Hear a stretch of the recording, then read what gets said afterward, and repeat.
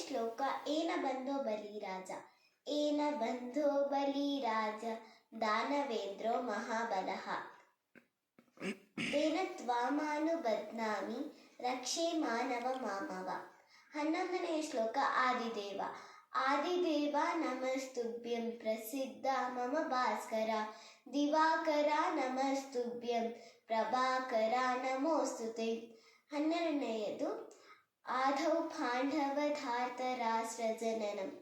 ಆಧೌ ಪಾಂಡವಧಾರ್ತರಾಷ್ಟ್ರಜನನಂ ಲಾಕ್ಷಾಗೃಹೇ ದಾಹನಂ ದ್ಯುಕ್ತೆ ಶ್ರೀಹರಣಂ ವೇಣಿವಿಹರಣಂ ಮಂತ್ರಾಲಯೇ ವರ್ಧನಂ ಲೀಲಾಗೋಗ್ರಹಣಂ ರಣೇ ವಿತರಣಂ ಸಂಧಿಕ್ರಿಯಜುಂಭಣಂ ಭೀಷ್ಮದ್ರೋಣೋ ಸುಯೋಧಾನಾಧಿಮಥನಂ